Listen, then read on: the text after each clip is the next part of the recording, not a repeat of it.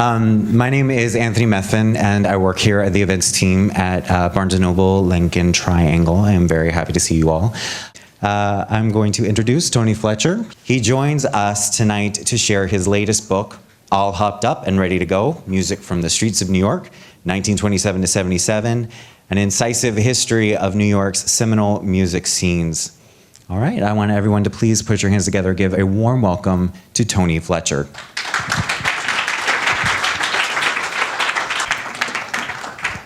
Thank you very, very, very much for coming out.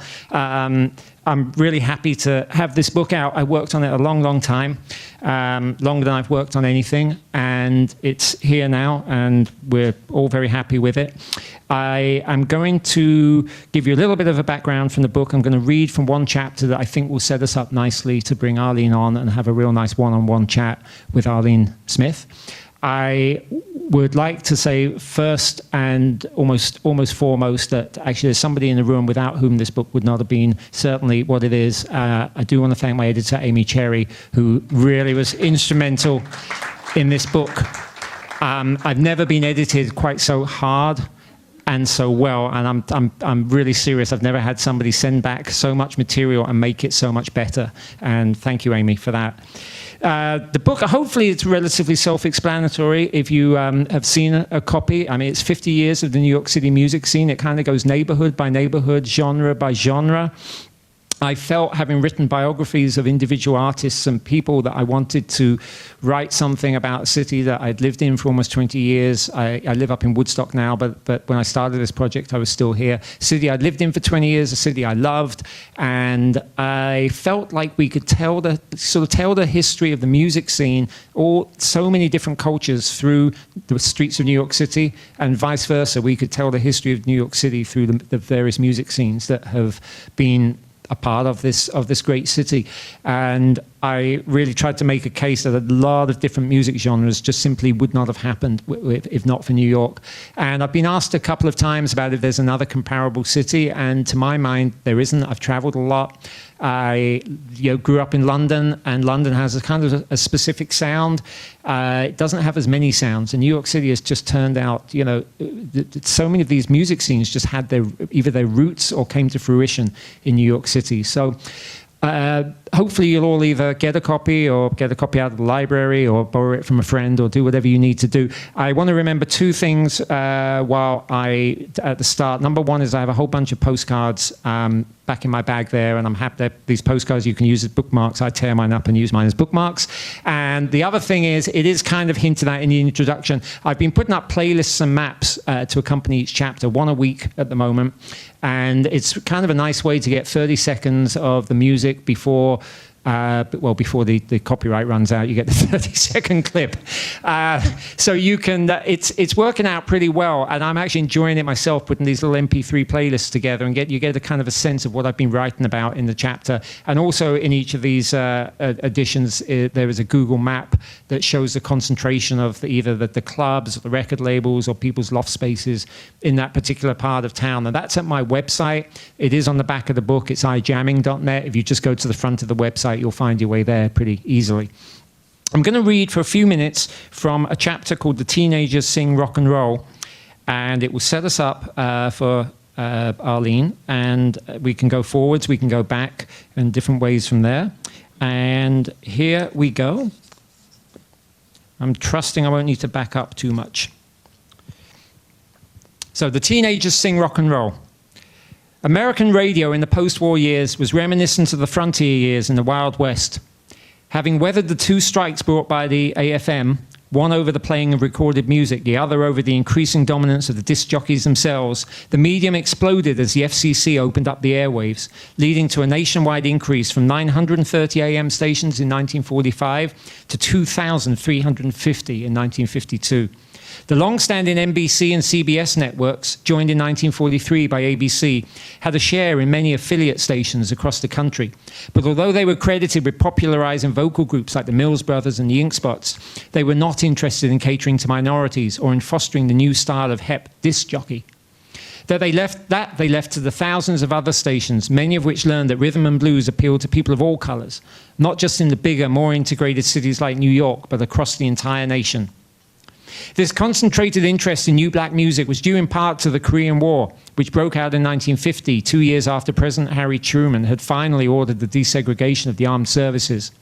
In Korea, blacks and whites lived and fought and died. The United States lost over 36,000 men in the war, alongside one another for the very first time.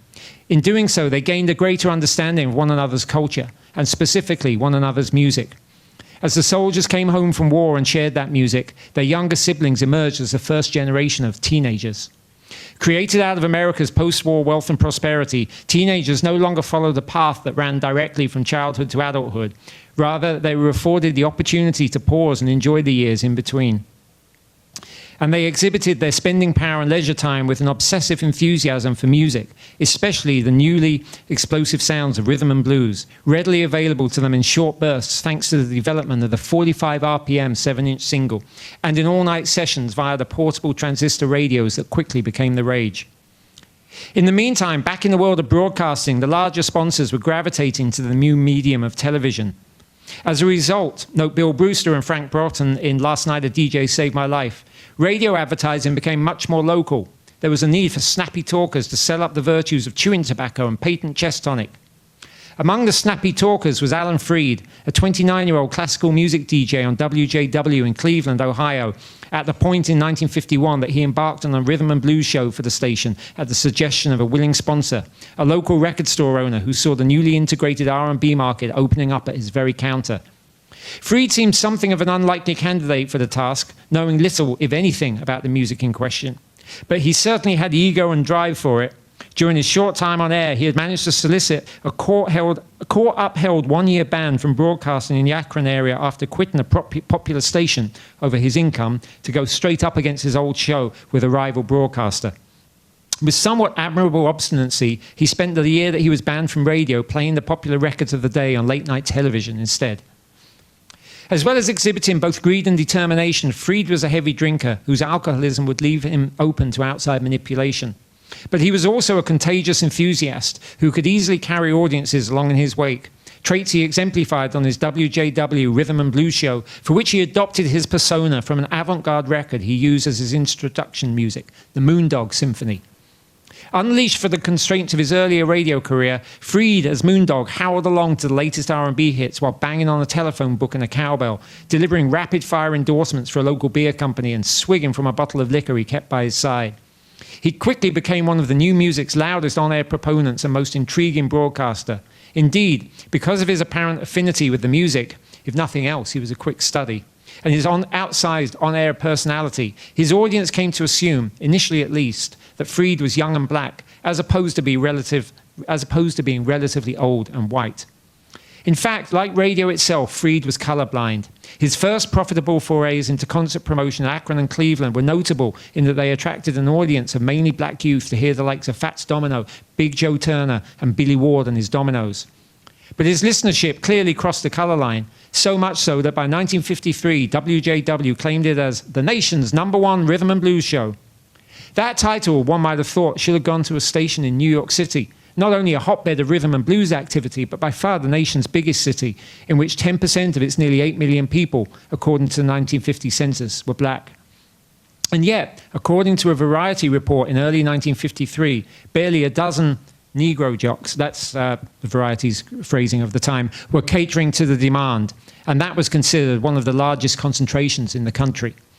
The majority of those DJs were carving out their audience during odd hours on left-leaning stations like WEVD, owned by The Forward, a Jewish newspaper, WLIB, owned in the late 40s by what was then a staunchly liberal New York Post, and broadcasting in the 50s from the Hotel Teresa in Harlem, or the privately held WWRL, which broadcast from Woodside in Queens in several different languages.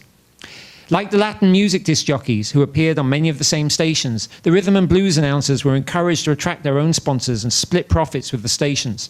And they bounced from one end of the dial to the other according to the various deals that they could make. In this environment, much of the AM frequency remained in a state of constant flux, with 24 new stations setting up shop in the metropolitan area in the post-war years, and others frequently changing hands and formats as their owners tried to figure out a money-winning formula amid all the competition. One of the few constraints in all of this was, one of the few constants in all of this was Symphony Sid Torin, the jazz enthusiast who not only backed Machito and Tito Puente on air alongside the beboppers, but had championed the Ravens on the station WHOM as early as 1947. And by the way, I wrote about all those artists in earlier chapters. His popularity, combined with the respect he commanded from the musicians, led Torin to WMCA in 1948. But in the meantime, WHOM expanded its after-hours swing session show to include broadcasts by Willie Bryant and Ray Carroll from the Baby Grand Club in Harlem as part of its own outreach to the growing R&B audience.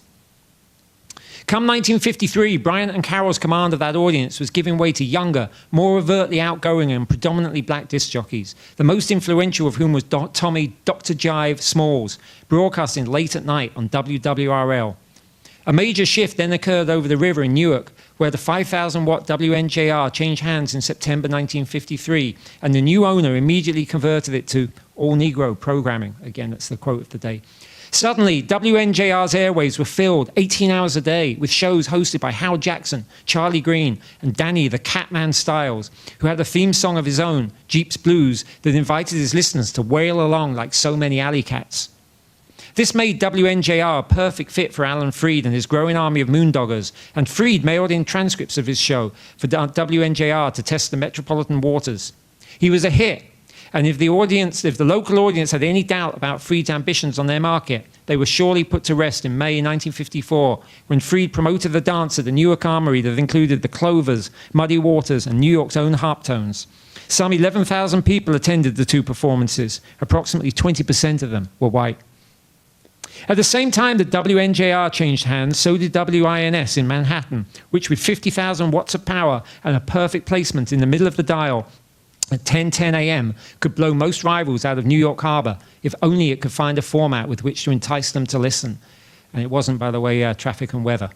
The station's new owner, J.O.O. McCaw, based in Seattle, despite his company's title as the Gotham Broadcasting Corporation, began in a confrontational manner, refusing to renew a WINS contract with the AFM that required the station to hire studio musicians. The AFM responded by throwing up a picket line at Yankee Stadium for the 1954 season's opening game in the South Bronx. Mayor Robert Wagner, a Democrat elected to office the preceding November, refused to cross that picket line, which made for considerable news coverage, though it failed to deter McCaw. While continuing to focus on inexpensive sports and talk, McCaw set about looking for a marquee disc jockey for the increasingly lucrative rhythm and blues audience in the heart of Manhattan.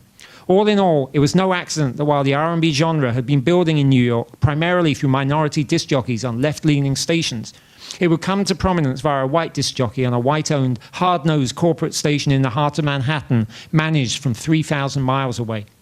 For on the eve of the 4th of July holiday, WINS announced that Alan Freed would be moving from Cleveland to New York City to host his Moondog show from 11 o'clock p.m. to 2 o'clock a.m., 6 nights a week. The heavily hyped launch took place on September 7th. Among those who stopped by the WINS studio to offer Freed their best wishes was Bobby Robinson, whom Freed invited to hang out for the evening and help man the phones. Bobby Robinson opened a record store in Harlem on 125th Street in 1946. He was finally actually removed from it last year by the kind of Harlem New Regeneration Renaissance. He'd been there for all that 60 years. And he launched many a record label, and he put out some of the first hip-hop records as well. So the heavily hyped launch took place on September 7th. Among those who stopped by the WINS studio to offer Freed their best wishes was Bobby Robinson, whom Freed invited to hang out for the evening and help man the phones. The first track Freed played on air on WINS, however, was the #1 R&B song in the country, Oh What a Dream by Ruth Brown on Atlantic. New York's leading independent label cast an impressively long shadow. The next paragraph introduces our guest, and I will read that paragraph, and then I would like to bring her on. It's kind of a new section, but I'm just going to read the opening paragraph, and then we'll bring her on. Within weeks of his arrival at WINS, Alan Freed was dominating the New York airwaves, commanding a teenage audience that stretched throughout the 5 boroughs, across all color lines. Thanks to the Wind's 50,000-watt transmitter, teenagers who had struggled to tune in to Dr. Jive on WRRL could hear the Moondog with ease. You didn't have to put your radio on the back of the sofa and tilt it to get reception, recalled Arlene Smith, at the time a 12-year-old chorister attending convent school in the Bronx, who would soon find herself swept up into the world of the vocal groups. And so please welcome, or have a one-on-one, Arlene Smith from the Chantels.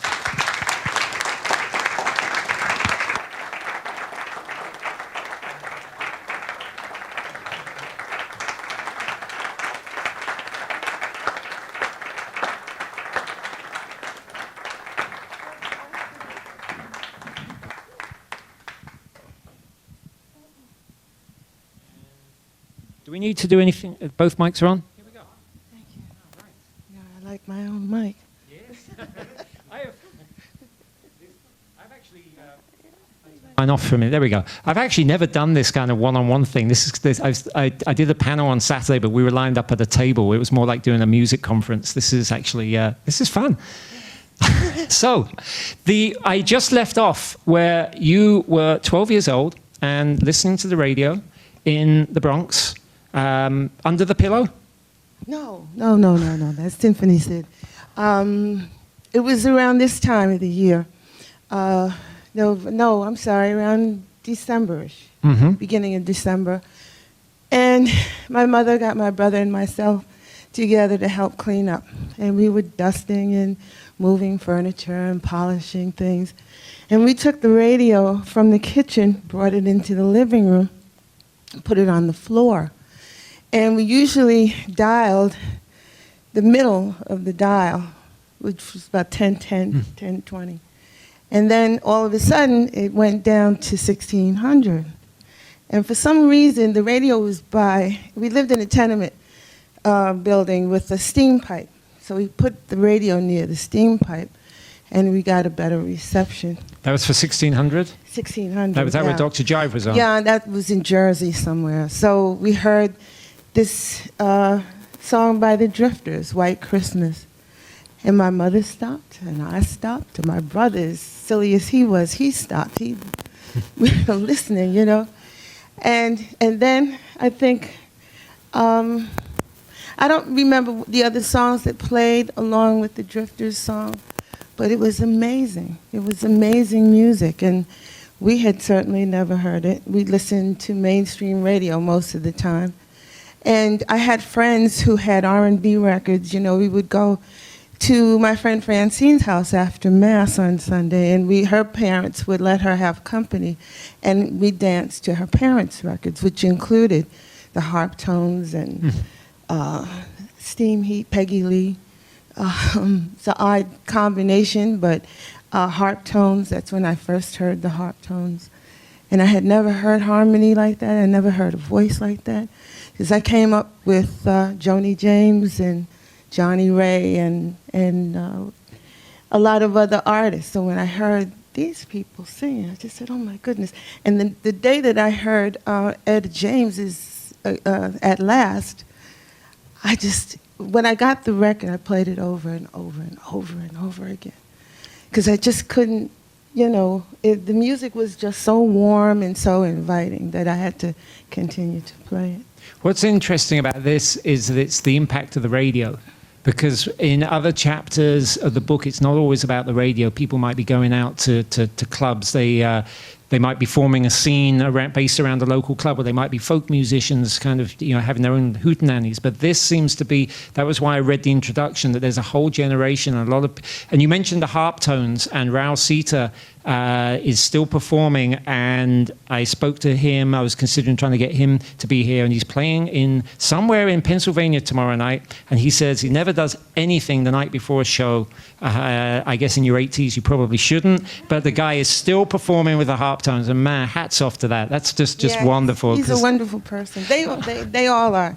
So it was the radio, though. It seems like a lot of people I spoke to, whether, you know, different, didn't matter what color people were, where they lived in the city, there was just this impact of the radio when around the mid-50s. It was the impact of the radio simply because television hadn't really come in. Unless you were well off, you had a set, or you had a son or a daughter who was taking electronics. You didn't have a television.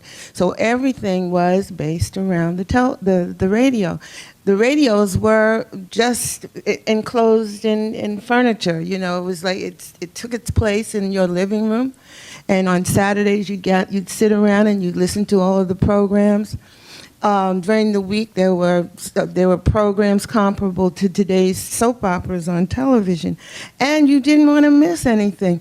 I had to get all my homework done so that I could hear Big John and Sparky. These people were major influences in our lives, and it's interesting too because it had a lot of impact on my generation and their reading abilities, as opposed to these children that are coming up today with televisions in their rooms, and they can't visualize as easily because they don't have to.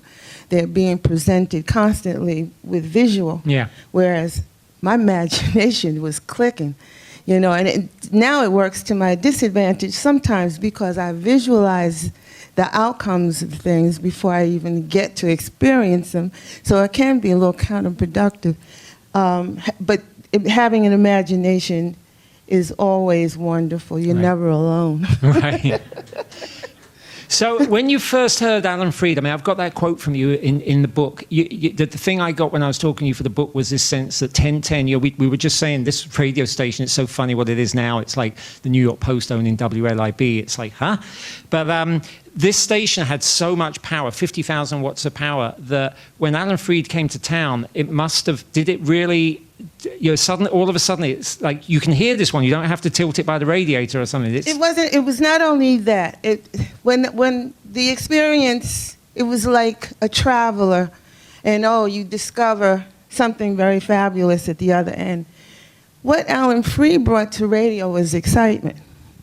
I got the impression, and this is strictly from what I remember listening to the radio, it was, there was a disc jockey, he announced each song. It was predictable. You knew whose songs were going to be played. There was a magazine called Hit Parade magazine, so you had all the lyrics and stuff. You knew pretty much what was going to be played.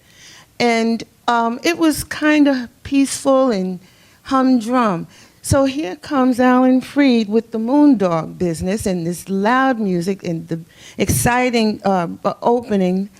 And then he's playing this music that you had to go to 1600 AM to hear. And he's bringing up people like Chuck Berry and Frankie Lyman and the Cleftones and all these different sounding people, So you had to listen. This was a must do at 7 o'clock, And we had a radio in the kitchen right over the sink. It was, As you do. Sinks were big deals back then too.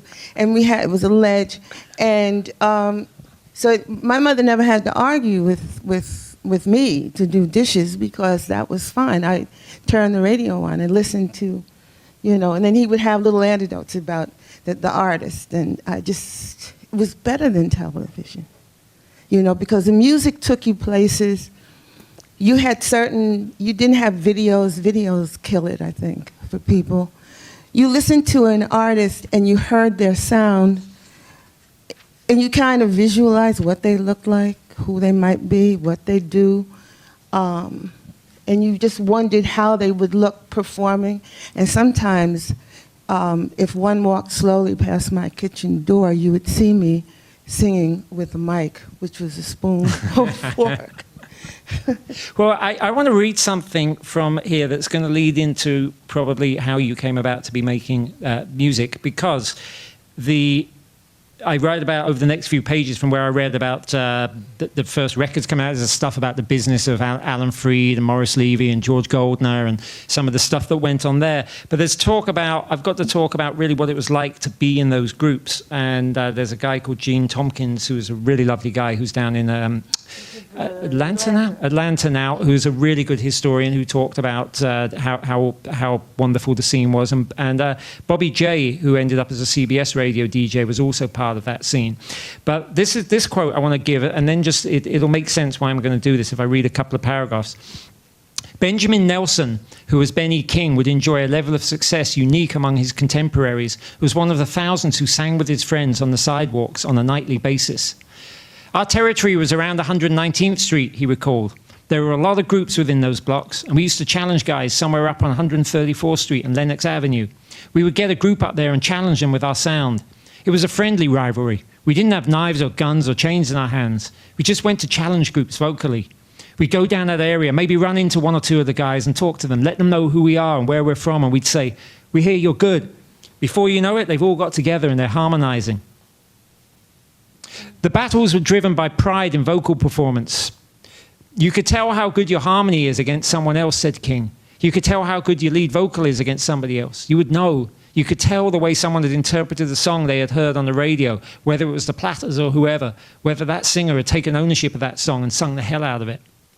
The reward, however, it's me talking again, the reward, however, was driven by hormones. When you challenged someone in their territory, you were also trying to get the girls, said King, and the girls determined the victory. It was never about the money, recalled Bobby J. We were enjoying ourselves, and when you looked around, there were girls. That was the motivating factor. It attracted girls like flies to honey. So now at that point, this is all about boys singing on street corners to impress the girls. Along come the Chantels, pretty much the first group, and shift that. And I wanted to get, how did you get from being, I need to be like, you know, standing on the street corner saying you won the contest to being, it's now the girls singing as well? Well, in the Bronx, in the public schools were open at night from 7 to 11, and all the teenagers we were free to go. They played games, they played basketball, and they sang. And the groups in this PS 123, I think, they would go and they would be dressed up in suits and ties, and they would sing in a corner. Usually that was the room that we danced in. And they would sing. And I'm telling you, you have never heard, the music just was wonderful. And there were girls, of course, standing around just cheering them on. And then after the singing, then they went back to the dancing. I'm a Libra Aries. So my thing was, the guys are not the only ones that can do this. And I really personally did not want to sound like the girls that were trying to sing, period. Yeah, I realized it was something very innate that told me that you had to produce, you know, and I thought that we could be every bit as good as the guy groups. So we were rehearsing, not so much to be in competition, because we never really sang during those times when the gentlemen were singing. We sang at talent shows. We sang at my house. We arranged music. We came out of Catholic experience, St. Anthony of Padua, which back then the Mass was in Latin and we sang Gregorian chant. So that music form was what predominated the harmonies that you hear in my group. So that, coupled with my lead, was how the Chantels came about. And I didn't, I was a leader in that sense that I had issues within myself. You know, you're coming into an adolescent time where having buddies with you is important, and being free. I went to a Catholic school. It was oppressive. My father, well-meaning, oppressive. Music was my way right out. Not physically so much, but spiritually. Right. And that spirit just, I don't know what happened. When I sang, I forgot about all the restrictions, all the insecurities, all the I don't have, I wish I did, or whatever. It just all fell apart. And the reward was, you girls sound good. Right. And that was important, because there's a certain tonality that female singers can get into that's not as resonant as the guys. So our objective musically was to have that tonal quality and the resonance, and that was part of our training too. Yeah, there's two things that brought to mind there. Number one of them was, I love what you're talking about the public schools and what they did for the after schools, and I heard that from a lot of people, that the after school programs, the schools were just where people would go, and we're dealing in a period where Harlem and the Bronx are becoming more, I don't really know the exact way to describe it. I think the schools were just been a really important part, but you were at a Catholic school that probably wasn't so supplying that. Like, so you were going to the public schools to watch the people sing. Yeah, because they had the program. They had, what did they call it, GO? I don't know. I never found out what GO meant. But, no. Oh, okay. Some other people know. General organization, okay.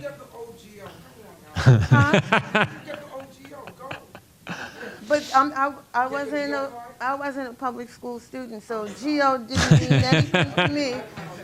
So that was one point. Didn't mean anything to me other than, can I go to the center? Right. And then the other thing, when you're talking about the difference with the girls singing, it brings up what I know I didn't read from here, but it was really, really important, is if there's a watershed moment, if there's a couple of them, Alan Freed's Coming to Town is one, but there's Frankie Lyman and the Teenagers appears to be another. The success of that and having a prepubescent voice, a lead singer whose voice hadn't broken, that must have shifted what people were used to listening to, as well as the fact that he was an immediate idol. Well, I think he's so underrated that it just hurts me to even think about the talented person that he was. I got to know him. I worked with him a couple of times, but I really got to see him as a real person. I know he had an accident once. He got run over and he was in joint disease hospital. We went to visit him and he called me. He says, "You're a nice child." He's about a year older than I am. But and what was really interesting, when I heard his voice, I moved in and listened. And then when Alan Freed said, yeah, they come from Washington Heights, and that lead singer, Frankie Lyman, is 13 years old. And that's when it became serious for me, because he wasn't much older. I had thought all these times, you're visualizing these people on the radio, you just assume that they're adults. Everybody coming out of the radio has to be an adult. You're a kid, you listen, you enjoy, you buy it, but you can't cross over that line. But Frankie did. So I said, well, if he could do it, well, surely I could do it, and I knew I could sing as well, But you know what? If you ever get a chance to listen to his box set, I think it's on Rhino, he does some wonderful, wonderful standards at 13, 15, 14, 15 that would just blow your mind. Well, one of the things in the book is his career just kind of happens in a really quick period. I read from this earlier today at something else I was doing, and it's incredible that Frankie Lyman and the Teenagers' last single came out 18 months after their first single. That was the extent of the career.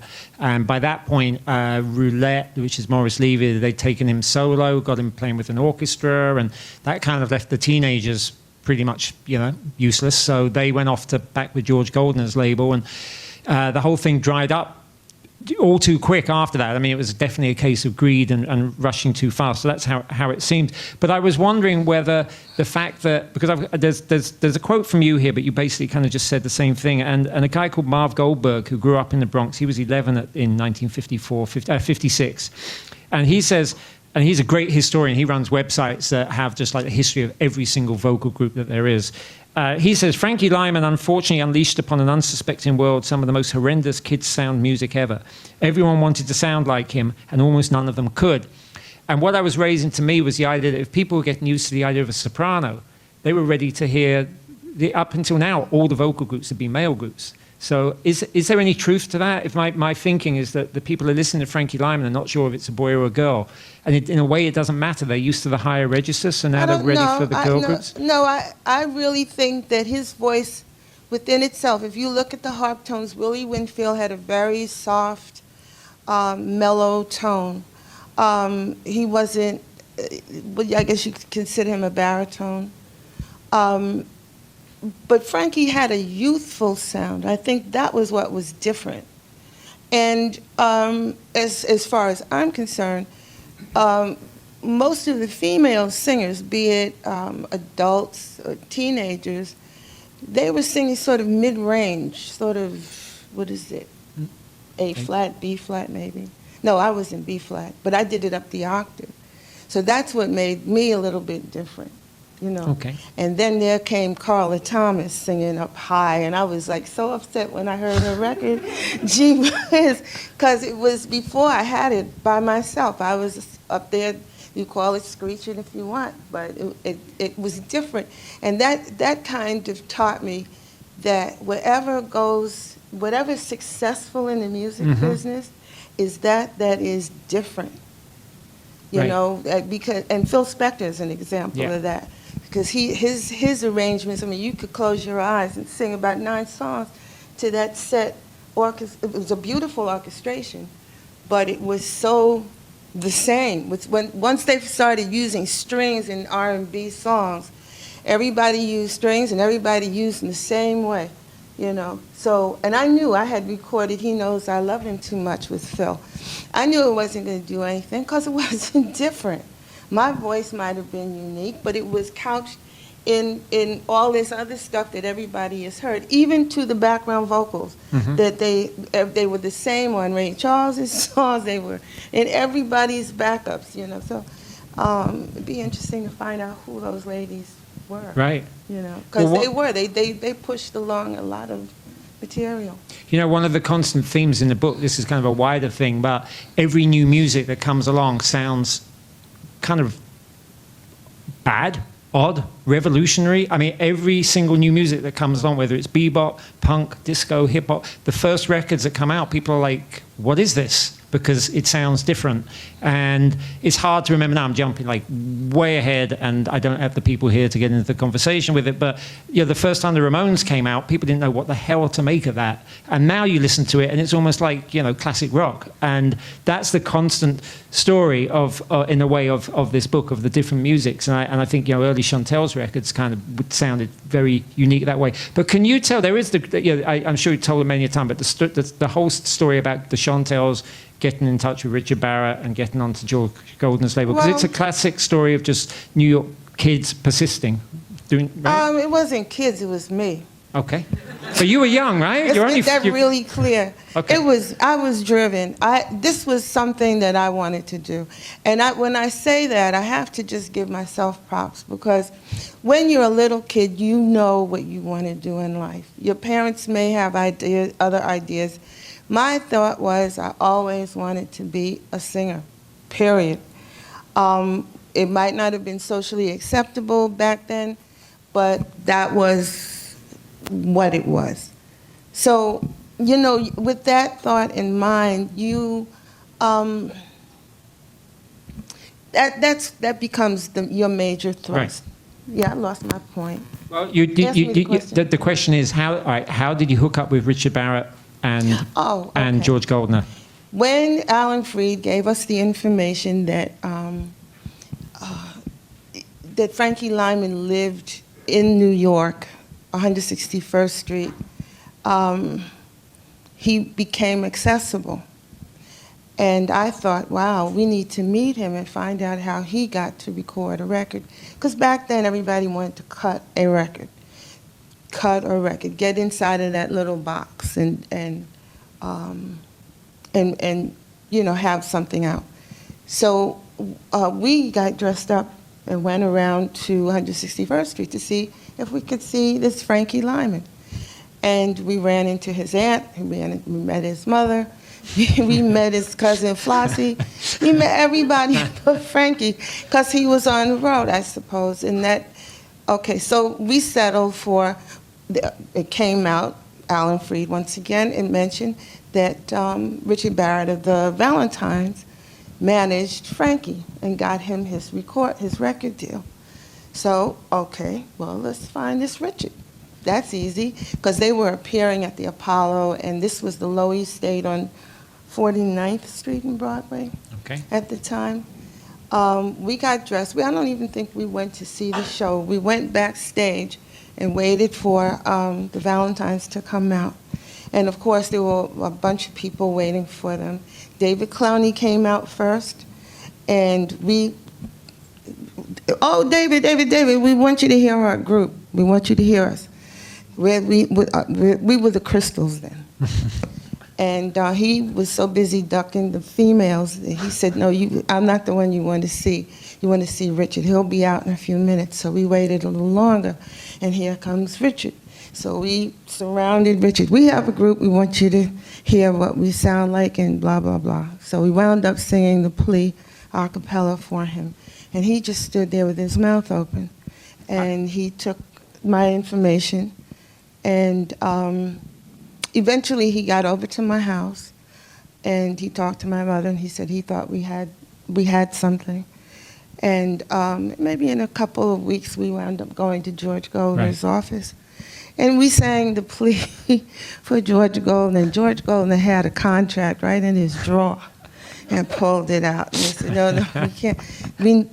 We wouldn't sign it unless our parents got involved with it. But that's pretty much how it happened. I was going to cut in because that scene outside the theater there, that's the kind of thing that when it's in the movies, you go, oh, it only happens in the movies. And I would love to have, to imagine seeing the Chantels singing outside the backstage door, you're basically auditioning.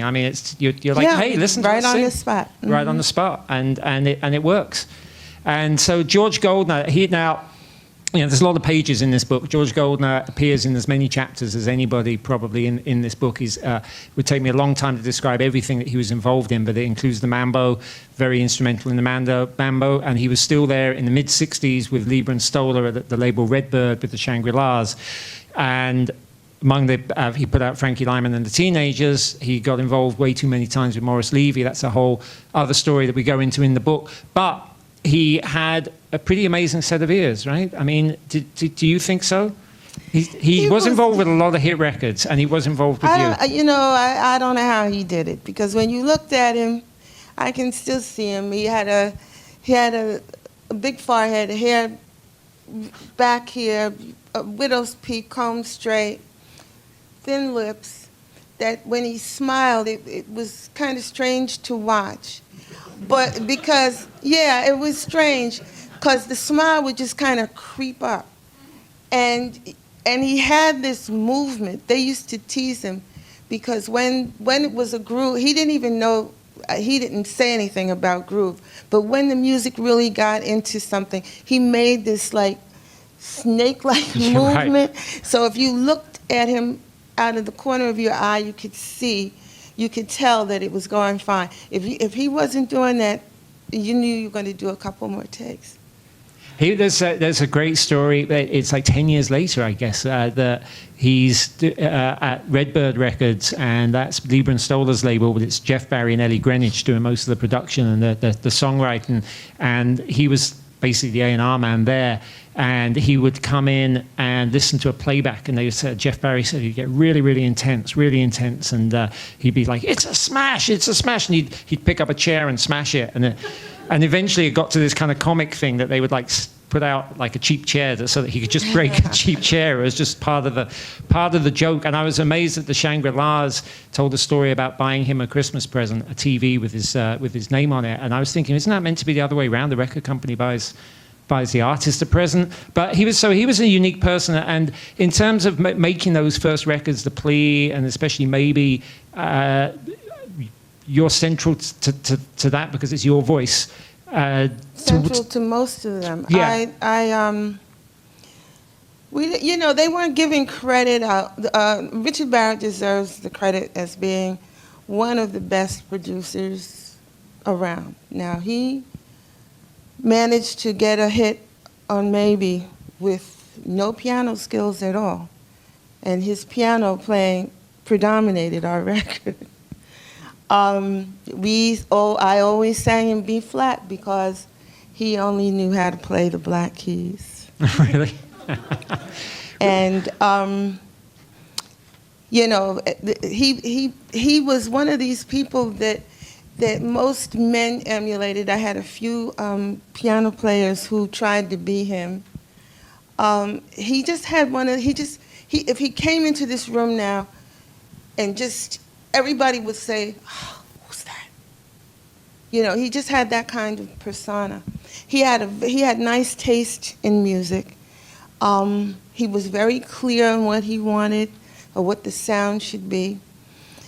He did not, I think he knew what he had in me, He also knew how to work with the group so we complemented each other. He used to make us do stuff over and over and over again, but it was because he was hearing something that could have been done a little bit better, but he never articulated what that was. And eventually, when it was right, we moved on. He used to drive the musicians in the studio crazy because he had an unorthodox way of playing the piano, and the guys the piano players that were hired for the session would just sit on the side, just watch, and then we all recorded on one or two tracks. There was no instruments on this track and vocals on this, and we were all on one. So if somebody broke a string, we had to start all over again. Right, that's the way it was. Richard Barrett, by the way, for those who don't know, went back to Philadelphia and discovered the 3 degrees and managed the 3 degrees. So he carried on working with that kind of updating the sound of the female singers, the trios, all the way into the 70s. He died a few years ago. He died, I think, while I was researching this book and before I got the chance to possibly speak to him. So basically, you've got with the plea and he's gone, you get a minor hit, I guess, and then with Maybe you get a major hit, and you're to all intents and purposes, the Chantels are the first of the modern girl groups. I mean, you have to go back to the Andrews Sisters, and that's a completely different as pop music. Well, I guess Etta James and the Peaches would feel a little offended. That's West Coast. I'm thinking in terms of like a group name as opposed to like an Etta James and. It's a group name. It's New York City. Oh, okay. You're kind of the first rhythm and blues rock and roll group coming out of New York City. But were you feeling that at the time? We were. The Bobettes came out at the same time. We were like a day away from each other. Okay. And they didn't push the Bobettes too much. Right. Okay. You were how old at this point? About 15. Yeah. So, which is freaky, but it's not completely uncommon. I mean, Frankie Lyman was 13, right? No, I mean, it's like, wow, 15 years old and on the charts. But I guess Frankie Lyman was 13 years old and on the charts. And, 10 years later, Mary Weiss from the Shangri-Las was only 15 and on the charts. But and now they're 2. But at the same time, how does it feel? Are you aware at that point of what the impact you're having on New York? Like these other groups in New York are looking at the Chantels now and saying, "Hey, the girls can do it as well." Were you aware that was what was going on? Because that's what I certainly heard from other people: is the Chantels set the way for the other girl groups. I have a friend who's from Jamaica, and she was saying that when she heard the group when it came to Jamaica, she couldn't believe it. She said, when I got to America, the first thing I did was go to a record store and I tried to buy that record, and I can't believe I know you now. The one time I really had a little jolt, I was in my 20s, I guess, and I'm sitting downstairs, 116th Street and Lexington Avenue. I belonged to a theater group, ACT it was called. And because it was downstairs in housing development, they had a theater. And then the windows, of course, were like street level, and I heard a group singing He's Gone. Oh, really? And I went berserk. I didn't know what to do with myself. Because it was dark and it was quiet, and I couldn't scream, I couldn't say anything to anybody. But it's like an out-of-body experience when you hear your songs. And then sometimes it makes me sad. Like, I'm in an art class, and my teacher decides she's going to play Maybe. And I'm listening to it, and all I can think of is that little girl. Right. And how optimistic I was, and how innocent I was, and how trusting I was. And it all came out in the music in some way, but it does make you a little sad, because it just, I want to snatch the little girl and say, hey, When you're talking about trusting, do you feel, I write about this in this chapter, it was a pretty rough period in terms of the music business sort of finding itself. There's all these independent labels. Got ripped off. Yeah, I mean, that was the preamble. You got ripped off. We did. I mean, big time. big time. Does it make you feel any better or worse that everybody else got ripped You got to off? balance stuff out. I went to school every day in a limousine. I mean, I didn't know we were paying for it, but it was still nice. And I got to go to professional children's school, so that was a perk. My parents wouldn't have been able to have afforded it, any other way, and that was a very fine school. Yeah. So when you look at the money that we didn't get, I was born in 41. I'm still saying, well. So that's a blessing. So Right. some people got all their money, but they're dead. And Arlene, So I have to count my blessings. I also want to say something to that. I did a lot of interviews for this book. Interviewed a lot of. It's awful. actually, I actually don't. I think that's completely true because I've met a lot of people who didn't make money, who effectively got ripped off, who have managed to keep like an equilibrium in their lives. They're not bitter. They're content. And they seem to be living long. And so when you're saying that, I mean, when you run into people who are really bitter about stuff, it's kind of hard to talk to them. I mean, it comes over and it makes them ill. And so I'm doing these interviews, and some people have this sort of anger that makes them like quite hard to talk to. And one thing I found really interesting was the number of people from the vocal groups from that period. And we're talking about Raul Sita, who there's stories in the book of him just signing away his copyrights to people left, right, and centre. He's playing in Philadelphia or Pennsylvania tomorrow night, and I think in his 80s, or he's about 80. It's he's happy. He's still here. He's still singing. So but balance. He should be sitting up somewhere really nice with his feet up and not having to do it at all if he didn't want to. I mean, I'm sure he doesn't have to, but. I'm not as bitter as I should be. Okay. And that's only because I'm retired now. So I try not to do anything. And I do concerts when it's lucrative. But, no, you can't have all that money gone and not have a little feeling. But like I said, it's a balance. Right. When I'm through being pissed, then I think of all the wonderful things that have happened and that I have. No, it wasn't nice. When I say trusting, yes, we trusted the record company. We trusted the management. We trusted parents. They went and signed blank checks in a book because they told the parents that this will expedite things in case we need any money. We didn't know about double books. We didn't know that you had to be careful with lawyers because very often that same lawyer that you've put your hard-earned money to retain is having lunch with the person that's helping to take your money. Right. And who do you go to? I don't know about you, but lawyers we used we didn't have to use lawyers unless somebody died and we had to figure out a will or what have you. So that whole idea is not one of the things we were doing. It's my advice to anybody thinking about going into the business is get a good attorney. It's more important than having a manager in some cases because they can do both. Anybody can get a contract in the mail. What's interesting these days is that the record companies actually won't sign you unless you've had an attorney because they're now the whole business changed. So it's like you can't sign the contract until you've had it looked over by a real attorney.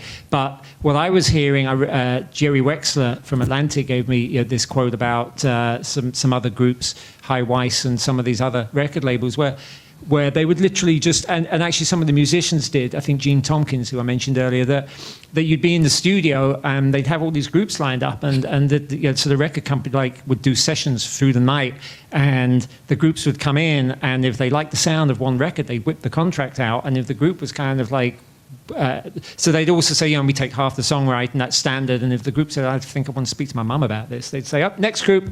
And it was just like that. So it was like, here's your chance, and if you don't have it, we're not saying metaphorically there's another group behind you. We're saying literally there's another group behind you. They're coming in the studio, and they're going to give away their songwriting. My experience was the recording would be 3 hours. And then it would be another group that would also be in on that 3 hours. And each group would get billed for the time. Right, that's You convenient. know, that's kind of a little weird. What about the groups that followed on from the Chantels, the New York groups? You touched on Phil Spector. I don't know quite how much time we have here, but I'm just, you're kind of like your opinion on what followed the Chantels. So the main names would be the Shirelles, it would be the Crystals, then it would be the Ronettes, then it would be the Shangri-Las. It all forms something, by the way, that when the Ramones and Blondie come around in the 70s, they're greatly influenced by all of these groups, going back to the Chantels. Blondie started out with a trio of girl singers, and the Ramones were just madly in love with all of this music, totally in love with it. So it's all part of a continuum. So even though we didn't end up having the guests here to talk about the Ramones, it's still this part of a continuum that goes through New York City. Just curious of what you thought of those groups that followed, professionally, personally, any kind of comment on that? What I noticed was every group that followed us got more promotion than we did. So there's a lot to be said for being a pioneer or the first one. It's a drag sometimes to be the first one. Once again, we're looking at a balance. When you're the first, you can do what you want to do, and people think it's, and but then being a first, there's no precedence. Mm-hmm. There are no built-in protections for you.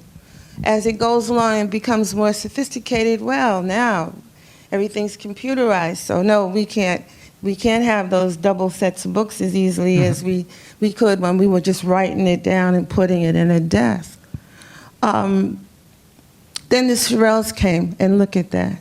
They just pumped those girls. Because we showed the market, if nothing else, that females could sell. Right, that's and absolutely. There was a thing, too, where a ballad, they always said, you have to have an A and a B side. You needed to have an up-tempo song in order to get on a radio station. That was what they wanted to lead with. But my song couldn't have been slower, and people were knocked out by it. So that set up a different precedent. The Shirelles came and hit after hit after hit after hit. And then here come the Supremes, which just, all that information from us, the Bobettes, the Crystals, the Shirelles, and then the Supremes knocked it out of the ballpark. But they had all that information. It's not like he woke up and said, I'm just going to promote this girls group. They're going to be fabulous. No, they looked at how we dressed. The girls were fabulously dressed. Took it another notch. Poor Richard, tell you how, Richard, I'm backing up on this. We did a show at the Apollo. I happened to go through, my mother just passed this past October of 2008. I'm looking through her things. She saved everything. We only made $600 for a week at the Apollo doing 6 shows a day. You go in at 11 o'clock, you don't get out of there until 11:45. And then they deducted food, makeup, transportation, 10% commission, and the manager's fee. Guess what we got? Yeah, I got a quote from Raul Sita about that that's very similar, because he was giving away songwriting royalties, figuring the money was in the performances, and then you do these performances, and he gave almost exactly that quote. I think that we were scheduled for an hour, and we've gone a little bit over it. Oh. You're on 1 hour exactly. Oh, because Jolly here, who, by the way, I've known Jolly since I was 14. Uh-oh. He used to print my fanzine, literally. He used to print my fanzine back in England. So this is kind of funny having him here filming this. Thanks, Jolly. So I'm sure that we would probably be happy to answer some questions, but I wonder, let me just ask Anthony, should we wrap up now? How are you for time? Should we do Q&A?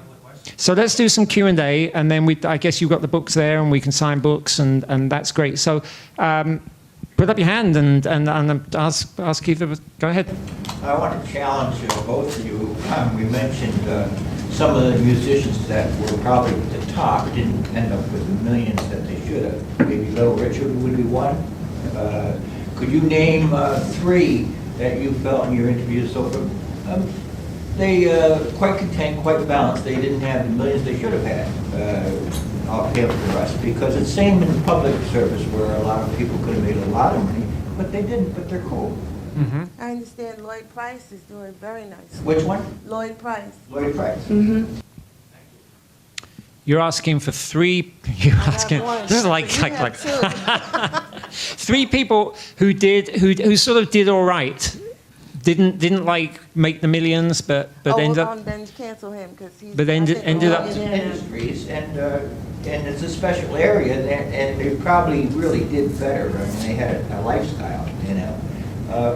One or two more for the audience. I think of that vocal group. The audience people too. Sure, of the vocal group era that we're really, really focusing on. I mean, the book covers 50 years of music, but the vocal group era, I would say really only the business people came out with the money, because in that era, I don't recall really. Well, you know what, Benny King, Benjamin Nelson, you know, that was a direct interview with him. He obviously found a way through.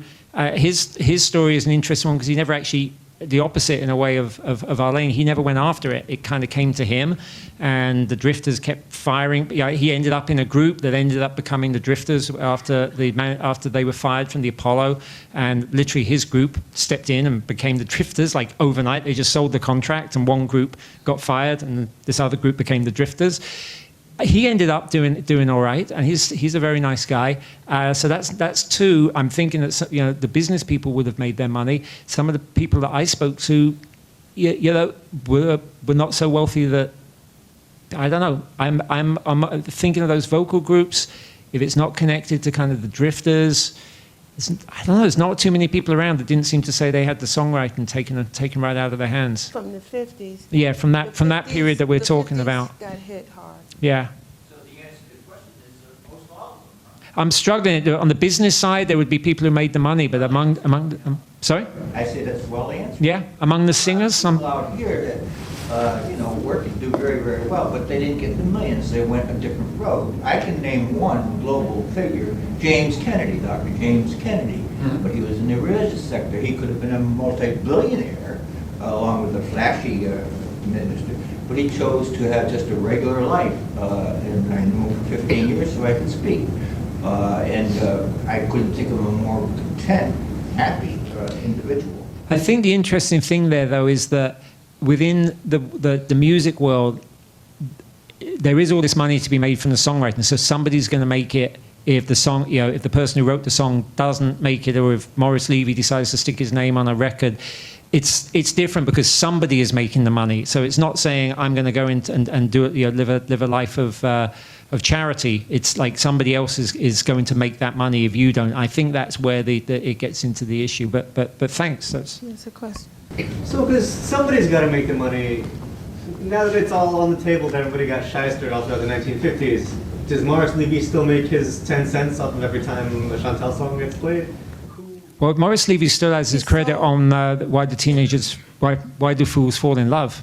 He still has his name on that. He still has his name on it. So I mean that might answer that. That story is in the book because George Goldner originally had his name on the song, and even then it went from like a couple of credits to kind of George Goldner taking the credit. But George Goldner had a habit of gambling away his royalties, his profits. Gambling away his profits at the track. He was a habitual gambler, real serious gambler. It was a standing joke that if you wanted to see Chantels' money, go to the racetrack. And every time he went broke, Morris Levy would bail him out and buy his labels off him for bottom shelf price, and then George Goldner would go off and start another label and get more hits. But when there was a big thing, I think it's 1957, I've got in the book, that Goldner sells out everything that he's got to Morris Levy. Morris literally takes George Goldner's name off Why Do Fools Fall in Love and puts his on, and that's like really ballsy. I mean, it's one thing to sort of be the record company and say, we're going to put our name on the record because that's what everybody does. It's something else to actually kind of like just take somebody's name off and put yours on. Has there been like a legal attempt to? Yes. I believe so, but when I've been checking as far as I could, and I was at the Lincoln Center Library right over there. I spent a lot of time over there. I literally got the sheet musics where, like, one day it's Goldner's name, and the next year it's Morris Levy's name. It just changes. Do you foresee because recently in the comic book world there's been a similar case with Jack Kirby's estates and with Joe Simon's estate, and kind of reestablishing rights and royalty strands for their old. There is some of that going on with R&B in general, and it's not something I'm an expert on. I do know that there has been, like, record companies were sort of told, or they agreed, or they wanted to make nice, and they started putting monies aside into a fund, and that there are lawyers who are probably getting a nice slice of it themselves, going off and trying to figure out who gets all this money. But if you go to somebody like Ralph Sita, who gave away his credits to High Weiss on some songs, and to George Goldner, I doubt if he would say that he's made that money back. And he wrote some big songs that have been in big movies. And So did Otis Blackwell with Elvis Presley. Yeah. I just have a question. After the notoriety of the Chantels died down, what was your bread and butter when you were arranging and composing or teaching? No, I was so lost. Actually, after 14, because it wasn't cute anymore. The voice was high and everybody knew it and they heard it and blah blah. But by the time I got to my early 20s, things had slowed down considerably. So I went to school. I went to Juilliard for a year, and then I decided I didn't want to do opera at all. I wanted to work, and I wanted to do what I was doing. So I wound up working in daycare, teaching, and I became a substitute teacher. Were you a music teacher? And no, this was with preschool-age children, and I did everything. A substitute got all the grunt work. I cleaned up after the kids, and I lined them up, and I did everything. But I liked it, and I went back. I wound up going to City College at night, and they took me on as a permanent person. I worked as an assistant teacher, and then I got up to. I finished City, and I got my bachelor's, and then I became a group teacher, and I taught. And then I did that for 15 years, and I sang, because by that time the 70s kicked in, and everybody was in revival. So that was really an exciting period. And then I got my master's from Fordham University, and I switched over to the public school. And there I taught, my first group was third grade, I think. And then I went to second to first. And then somebody discovered who I was, and I wound up the last 7 years doing performing arts. So you had like a day job, and then you were also doing music as well? Yeah, I learned very easily that with my personality, I always needed to keep a day job, because people, you can see people when they're insincere, and it would show on my face. I either see it, read it, don't like it, then I have something else to do. And music was something that as a child, if you don't do this, you can't go to choir rehearsal, okay? So I protected the music. Nobody could mess with that, So I wait until it's my time to do something, and I taught school. Plus, I always had an audience with the kids. Great story. Okay, any more questions? Joe? When you used to do shows, how much of it was stage show with people sitting down? How much of it was dancers? And did you used to go out to dancers at the same time? What kind of dances did you do? Most of it was stage shows. The Alan Freed tours were stage shows. The shows that went cross country, the Southern tours, were usually Coliseums. Like we appeared right here, 59th Street in the old Coliseum. That was where the Alan Freed tour launched. That all the buses and everybody met at that Coliseum. We worked for segregated audiences, stages with two sides. You sang to the white side of the audience, and then you turned your back and you sang to the black side. Or you did two shows where the blacks would, let me see, how did it go? The white audience would go in the afternoon and the black audiences would attend at night. And the evening performances in some southern towns had dogs patrolling the aisles. Did that make you more appreciative of being raised in New York City?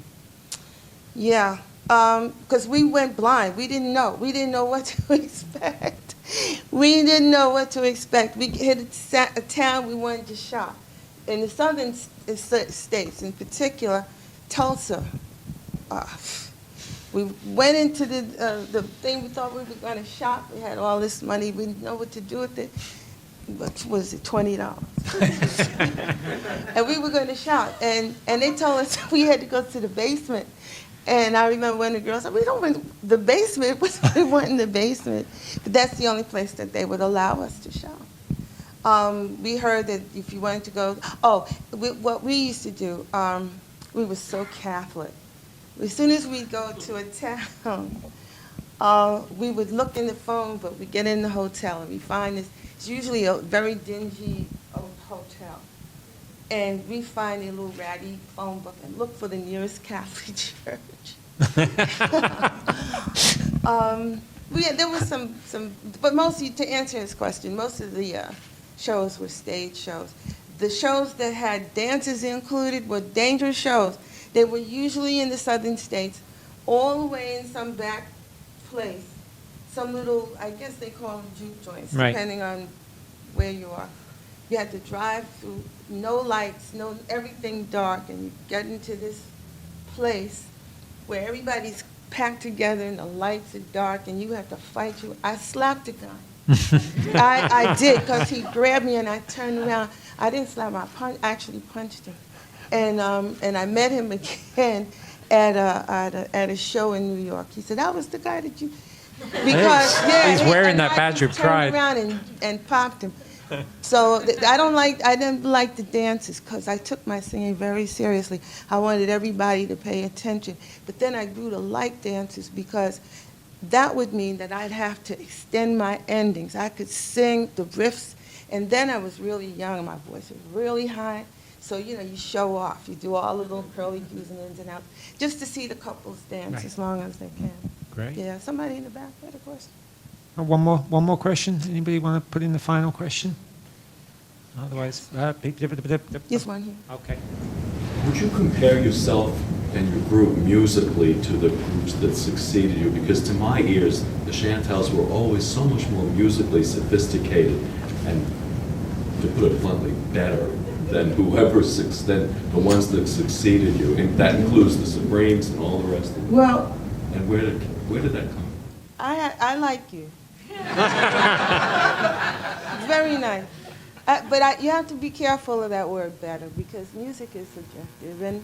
But technically, I know. You could have done everything that they did. They couldn't have done what you did. I know. That's what I said. Better is better is better is better. It depends, And I've worked with all of these groups, and some of the groups I do their songs. I don't mess with Aretha. Okay. And I have to feel very good to even think about doing one of her songs. But there's some other songs that I love to do because I feel I can nail them. If I don't feel I can nail them, I usually don't bother with them. But thank you for saying that. The Chantels were ahead of their time because of racism, because of the way the music was compartmentalized, and the way they were marketing things. We never got into that pop slot, which really we should have been. But they didn't know what to do with us. We were 5 black girls. So even the album they took, we had the album with those dresses, and we went out to Jersey and photographed that album cover in front of a church. And then when the album came out, it was a white background with these little orange dresses and just us. And we couldn't figure out why they did that, but it was marketing, because it would have been confused with the gospel. Is that a picture? That's another one. The album cover, had a beautiful church in the back. But because we were from St. Anthony of Padua, they thought that would be a nice connection. But they couldn't sell it. And people didn't start crossing over until the Supremes, really. And maybe Shirelles, really, I think, started that crossing over thing. So, some people to their ear, if they hear a group constantly, they become, that's better. You know, but in terms of the music, the vocals, the voices, if you're going to look at voices as instruments, maybe we have you can discuss that. But, you know, like I said, it depends on what you like. Yeah. Well, thank you for coming to join us, Arlene. Thanks very much.